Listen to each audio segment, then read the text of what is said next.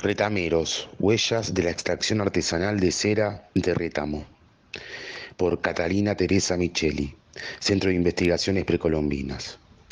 Este trabajo se refiere a una actividad de extracción artesanal de cera del rétamo, conocida vulgarmente como los retameros, que fue común a mediados del siglo XX en la provincia de San Juan, Argentina. No corresponde a un trabajo intencional o programado, sino que surgió de un cúmulo de experiencias, relatos, conocimiento de lugares y de personas, reunido a lo largo de varias décadas de trabajo arqueológico. En los últimos años se consiguió identificar y documentar las huellas objetivas de esta actividad.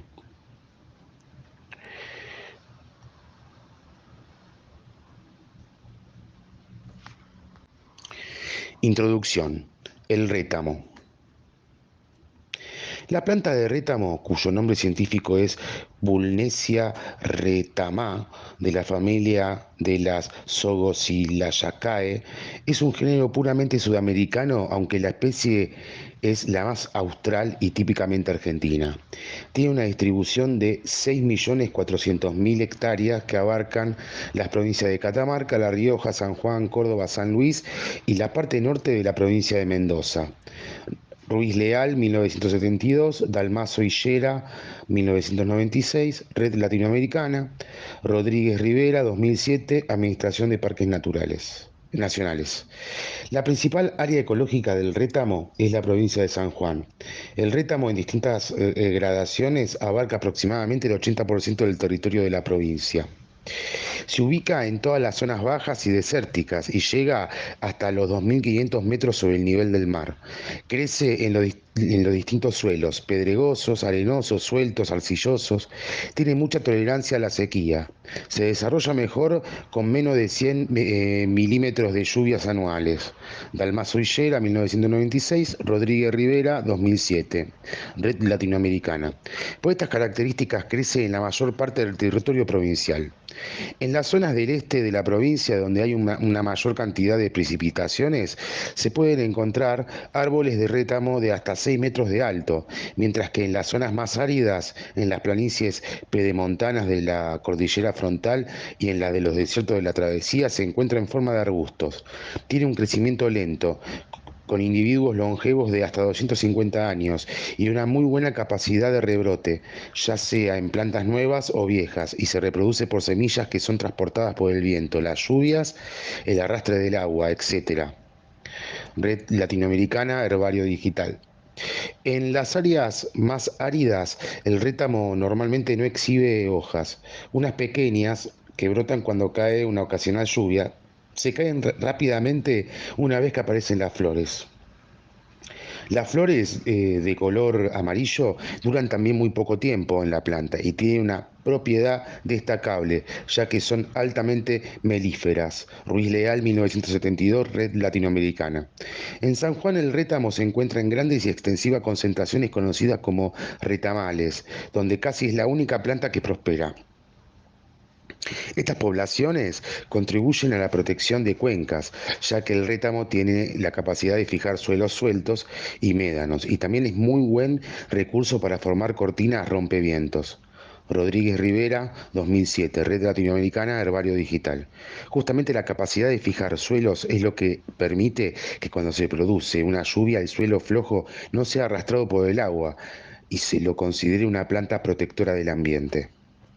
De la misma manera, la fijación de suelos ha permitido la conservación de ruinas arqueológicas, como algunas de las viviendas del grupo Angualasto de 800 a 500 años de antigüedad, Micheli 2015, en las cuales los rebrotes de antiguos retamos ha impedido que en un lugar con pendiente se produjera la degradación del piso y la consiguiente destrucción de los muros.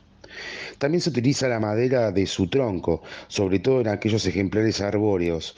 Esta madera es densa, dura, de grano fino y sirve especialmente para piezas torneadas y marquetería, y para postes de viñas y parrales porque tiene una larga duración. Rodríguez Rivera, 2007, Red Latinoamericana.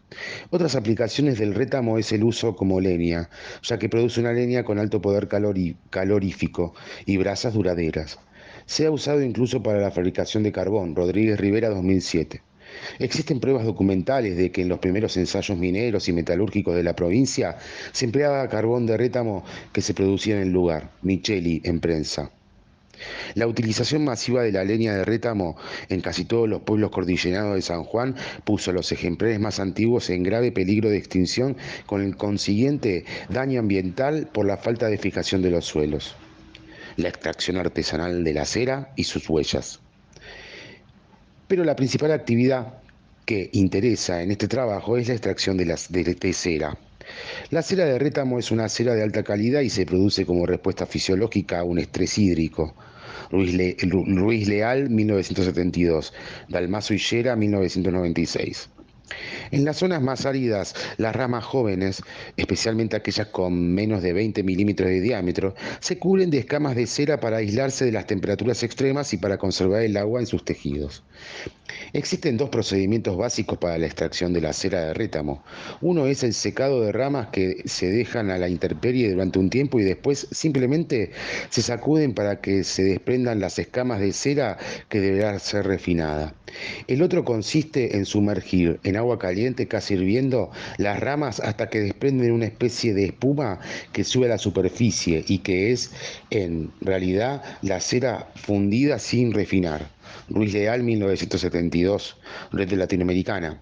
Díaz Bisuti, 2015. En ocasión de la Segunda Guerra Mundial, cesó en el país la importación de cera carnauba, extraída de una palmera. Copernicia punífera, proveniente del noreste de Brasil, que era el principal abastecimiento de la industria. La necesidad de reemplazar este insumo con otra cera de semejante calidad, Ruiz Leal 1972, Red Latinoamericana, Herbario Digital, hizo que aparecieran en la región pequeñas e informales empresas de explotación artesanal de la cera de rétamo. Esta explotación era intensiva y descontrolada. La explotación del rétamo para extracción de cera y como leña utilizada en la misma actividad para calentar grandes volúmenes de agua, puso en peligro la existencia de la cobertura vegetal que representan las poblaciones de rétamo con el consecuente riesgo ambiental. Se sabía muy poco sobre esta actividad, incluso existía muy poca bibliografía sobre las características y propiedades del rétamo. Quien por primera vez advirtió sobre el problema de la sobreexplotación fue el botánico mendocino Adrián Ruiz Leal en su obra sobre la flora de Mendoza de 1972. Y posteriormente aparecieron algunos trabajos, pero más especializados, sobre la caracterización botánica del rétamo y más recientemente sobre los ensayos de organización y reglamentación de las pequeñas empresas que quedaron explotando la cera de rétamo.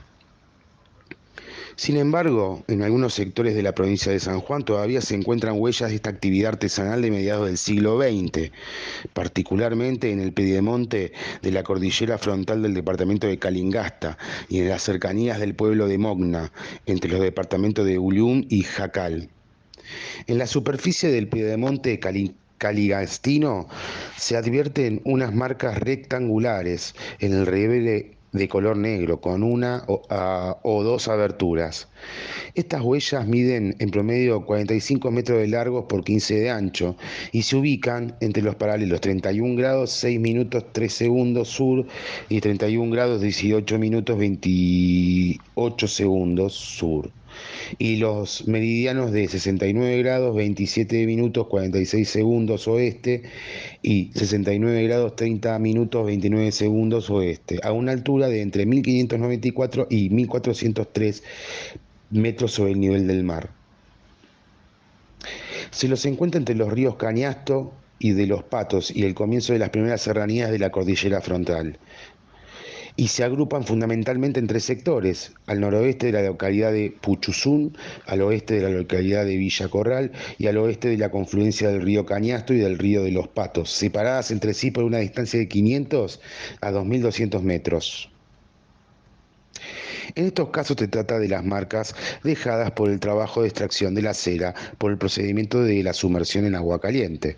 Esto se realizaba, según los informantes que trabajaban en ello cuando eran adolescentes y jóvenes, sobre chatas, donde se colocaban grandes tachos de 200 litros de agua que eran calentados por abajo hasta casi el hervor con fogatas hechas con leña de rétamo. Los hombres y jóvenes que iban a trabajar de retameros sin ninguna protección y gran riesgo, se movían sobre los tachos introduciendo en ellos la rama de rétamo. Otro grupo de trabajadores se movían por los alrededores cortando las ramas, sacando los troncos o fustes y trasladándolo hacia las chatas. Una vez fundida la cera de las ramas por el calor del agua, recogían la espuma que se juntaba en la superficie conteniendo la cera y la volcaban en un cajón. Posteriormente sacaban del agua las ramas a las que se les había extraído toda la cera y la desechaban hacia los costados de la chata formando acumulaciones de forma rectangular de ramas ennegrecidas por el calor que son las que ahora constituyen las huellas de la actividad. En otro sector de la provincia, en la zona baja y desértica del límite entre los departamentos de Uyún y Jachal, sobre el camino de la localidad de Mogna y al este de la Ruta Nacional número 40, se encuentra otro grupo de huellas de la actividad artesanal de la extracción de la cera de rétamo. Estas son más difíciles de visualizar, tanto por imágenes satelitales como en terreno, ya que las marcas corresponderían al otro procedimiento de extracción. Se ubican entre los paralelos 30 grados 53 minutos 33 segundos sur y 30 grados 56 minutos 50 segundos sur, y los meridianos de 68 grados 24 minutos 14 segundos oeste y 68 grados 26 minutos 18 segundos oeste, a una altura de entre 856 y 789 metros sobre el nivel del mar. En este caso, las huellas rectangulares, pero de menor tamaño, 26 metros de largo por 13 de ancho en promedio, se encuentran más juntas que las anteriores, entre 300 y 1000 metros una de la otra. Están formadas por la acumulación de ramas secas de rétamo no ennegrecidas por el calor, por lo que se estima que se realizaban con el sistema de acumulación sobre lonas durante un tiempo a fin de que se secaran a la intemperie y luego se sacudían para desprender las escamas de cera. El descarte de las ramas secas ya sin cera también se hacía hacia los costados de las lonas y su acumulación en más de 1 metro de altura constituyen estas huellas. La diferencia en ambos casos se da por el ennegrecimiento o no de las ramas descartadas, el tamaño de las huellas rectangulares y la distancia entre las mismas.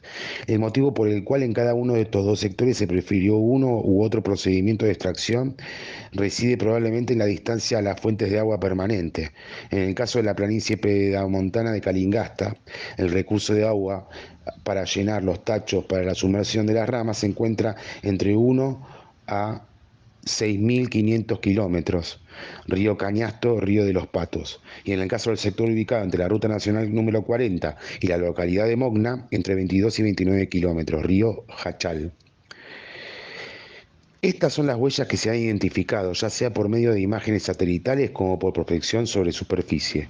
Lo interesante es que existen otros sectores cercanos que presentan las condiciones para haber sostenido este trabajo, pero en ellos no se encuentra ninguna de estas huellas. No se conoce la razón de esta diferencia, aunque puede suponerse que debía estar relacionado con las autorizaciones de los propietarios o que la actividad no hubiese sido tan intensa y prolongada como para dejar rastro. La defensa del rétamo contra la sobreexplotación. A partir de la advertencia del botánico mendocino Adrián Ruiz Leal, que puso de manifiesto en su libro Flora Popular Mendocina, 1972, y en una reunión de la OEA que se realizó en la ciudad de Mar del Plata, el peligro de extinción del rétamo y de deforestación y los riesgos ambientales que esto podría producir, se empezó a poner atención en esta planta propia de la provincia fitogeográfica del Monte. Así, a fines del siglo XX comenzaron algunos estudios y experiencias, ya no solo botánicos, sino también con el objetivo de dimensionar, racionalizar, organizar y reglamentar el trabajo de las pequeñas empresas o comunidades que quedaban explotando la cera. Estos estudios siguen en la actualidad con la participación de los mismos productores, sobre todo en la zona del Valle del Río Bermejo, en el sudoeste de la provincia de San Juan, que incluyen también la visualización y evitación de la explotación clandestina y de la migración de los jóvenes de la zona rural a través del trabajo de las comunidades locales. Díaz Bisuti, 2015, Agüero, 2018. La cera de rétamo se utiliza especialmente en la fabricación de productos para la conservación y lustrado del cuero y la madera, y en general para la industria cosmética y otros usos. Para obtenerla se recurre a la poda de las ramas de rétamo de menos de 2 centímetros de diámetro, ya que las que producen más cera son las más finas y además permiten una recuperación más rápida de la planta, sobre todo cuando se realiza en invierno. Se prefiere realizar la poda en aquellas plantas que están en zonas más áridas, con suelos poco profundos y bien drenados, ya que las que crecen en zonas más húmedas o a bajo riesgo no producen tanta cera. Debe realizarse en no más del 50% de la planta y entre periodos largos, 5 a 7 años de descanso para facilitar su recuperación. La purificación de la cera se realiza por calentamiento en agua y con vapor a través de calderas. Se ha tratado de medir el rendimiento tanto de ramas por hectárea como de producción de cera por individuo y o hectárea por los números, pero los números no son muy variables de acuerdo con la zona de procedencia de las plantas y por la cantidad de precipitación anual. Dalmazo y Llera, 1996, Red Latinoamericana. Estos estudios y experiencias también han llevado a que en la provincia de San Juan se ponga en práctica la reproducción de rétamo en viveros y la utilización de los plantines para reforestación y remediación ambiental de terrenos afectados. Las advertencias realizadas tempranamente por Ruiz Leal, 1972, también dieron como resultado el dictado de algunas leyes provinciales y nacionales.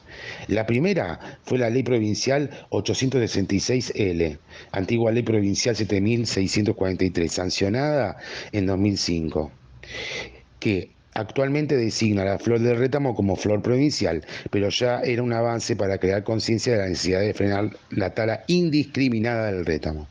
En 2009 se dictó la Ley Nacional 26.331 de protección de bosques nativos y eso hizo que la provincia de San Juan en 2010 se promulgara también la propia Ley de Protección de Bosques Nativos, número 1094L, antigua Ley Provincial 8174, y se organizara el ordenamiento territorial de los bosques nativos, incluyendo al rétamo como especie a cuidar dentro del bosque nativo. Agüero 2018.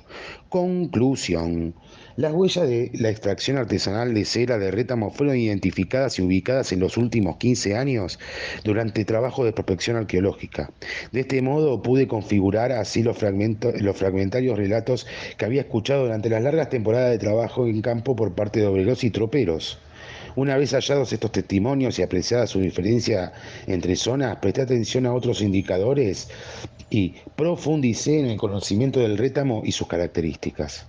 Es indudable que esta planta resulta sumamente útil tanto para la producción de cera de calidad como para la protección ambiental en zonas altamente vulnerables. Está comprobada la posibilidad de reproducción del rétamo en terreno para la reforestación de suelos afectados por la explotación clandestina o no controlada. De todos modos, su lento crecimiento y la realidad de que la mayor producción de cera en su rama depende de la aridez de la zona donde crece, obstaculizarían su explotación más intensiva. Sin embargo, en la provincia de San Juan ya se utilizan plantines de vivero para remediar zonas afectadas por otras actividades que han dejado pasivos ambientales. Con esos antecedentes, y según he expresado en varias ocasiones, debería aprovecharse el rétamo para proteger y conservar sitios arqueológicos, tanto prehispánicos como históricos, con suelos degradados o en proceso de degradación.